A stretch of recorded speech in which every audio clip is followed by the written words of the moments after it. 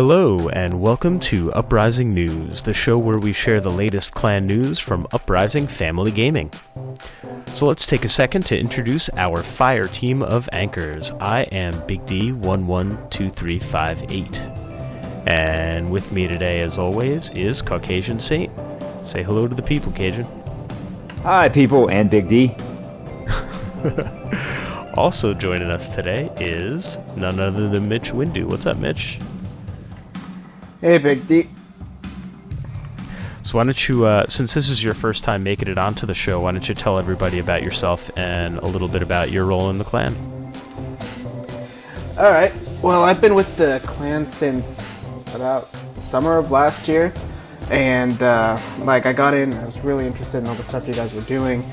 I try to increase my role here. Right now, I'm helping with the onboarding of new Halo 5 members, and yeah, that's what I do. Great. Mitch heads up our noble team, as we call the Halo 5 side. Alright, well, welcome, Mitch. And on to our first story of the night. The Division beta is behind us, and the full game launch is right around the corner. Here to talk about it a little bit is none other than Mitch Windoo. Mitch? Thanks, Big D.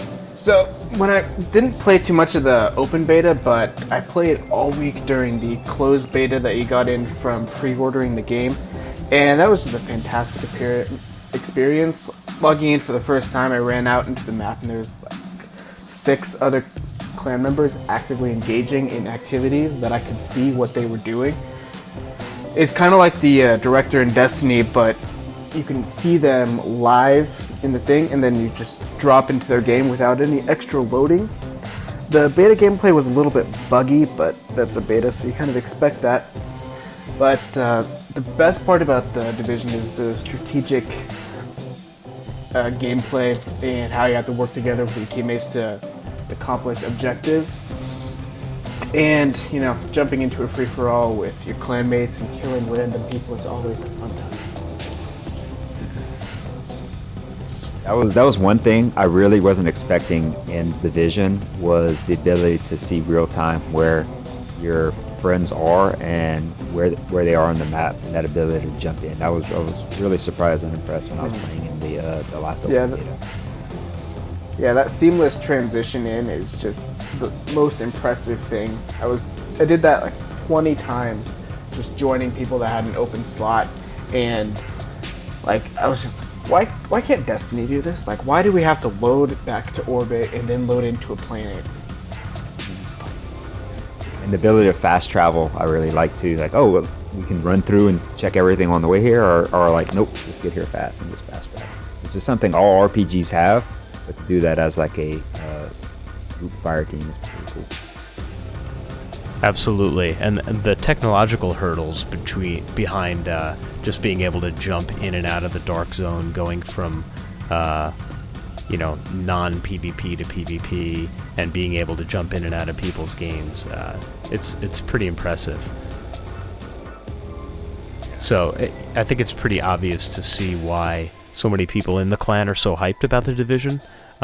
It's another game like Destiny that has a lot of potential for, a lot of group work and a lot of group teamwork and a lot of really coordinated high-end PvE. And hopefully when we find out what the end game of this thing looks like, we'll all get the kind of, long-lasting end game PvE content that we're all kind of hoping for. That stuff that's the Destiny equivalent of raiding and such, that keeps people coming back for more and working on strats, and I think that's a place where you could have people really coming back to the Division for a long time to come. And loot! I'm excited about loot and all of the perks on the loot. I've already had everything in King's Fall raid. So, give me a new loot tree, please. I still have not gotten a helmet on any of my characters. No. Rocket launcher was the longest for me. That was the longest. That one took the longest for me to get, was a rocket launcher. Don't know why, but it's like, you want machine guns and snipers and shotguns? Here you go, says the War Priest. Okay, so in other news, Another week of Iron Banner is drawn to a close. Of course, you know what that means. Another super sexy Iron Banner montage.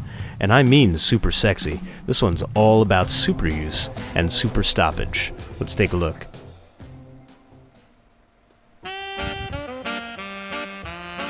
Alright. Well, since Uprising's been involved in Iron Banner Clan Wars, we've never finished first of all the clans in Destiny. Actually, that was never really our goal until this week. Previously, our goal was to be competing for the top bad clan spot. And we were always competing and we never finished above the top bad clans. We never really looked at top overall. Prior to Clan Wars starting this week, the monthly favorites were DoD Iron Orange and Knights of the Phoenix. They started talking smack, which got our competitive juices really juiced, and we laid the smackdown on them. This is our first #1 finish in Iron Banner Clan Wars, and then we finished with over 24 million points, which was over 1 million points above second place Iron Orange. But props to Iron Orange. They kept fighting to the end, and we had to play a lot on the last day to keep that lead up because they made a push and we pushed even harder and actually extended our lead. So our top Warmind performers were Captain Caveman with the most matches at 186. Skinny TU, he had most headshot kills with 1,049. He had most scout rifle kills with 1,473 and most points with 1,334,821. And both headshot kills and scout rifle kills were bonus points of this clan war, so he got all the bonus points and the most points. And Sergeant Hulka was second with 1,158,011 points, and they were the only two guys above 1 million points this Iron Banner Clan Wars for Warmind. So we only had two guys over 1 million, so all the rest of the points were made up by everybody else. William Strange, who had the highest KD and the highest win percentage. His KD was 2.59 and he won 76.9% of his matches. Anson Dragon had the highest points per match with 10,534, which is a damn good point score per match. Now, one thing we had was we had 91 out of 97 Uprising Warmind members competing in this Iron Banner. That was 4 more members than the next top clans. The next 2 top clans had 87 each, so we had 91 members, so we had more than anybody else competing. Now, not everyone in our clan had a positive KD, or was averaging near 10,000 points per match, but everyone who wore Warmind tags and competed counted.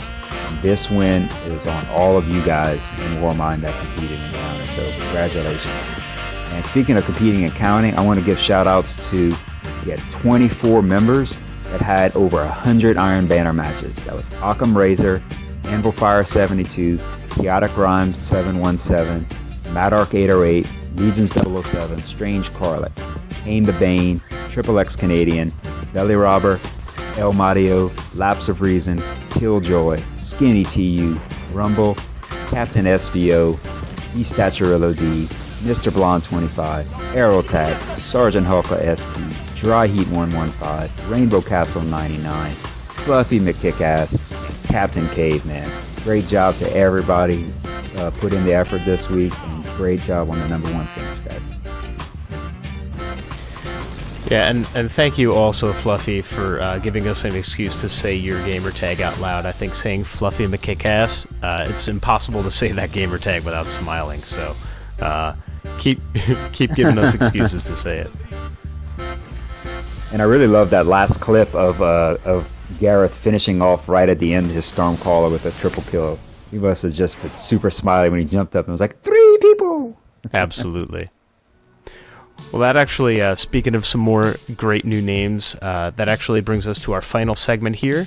Finally, we want to take a moment to welcome some new members of Uprising Dads. Mitch, why don't you go ahead and take it?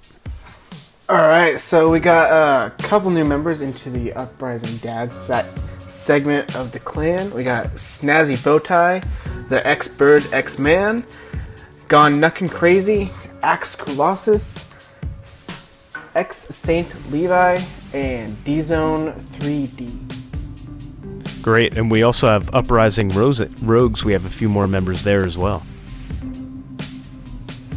Yeah, so joining us in the Rogue side, we have Gnomish Brigand, I believe is how you pronounce it, Measler, Bam4193, Double Tap Tiff, Jim Nukawai, Z-Monkey, The Lone Grape, Jenny from the Block, Mystic 9, Ocean Beham, 666, Cora Valerie, and Waywatcher.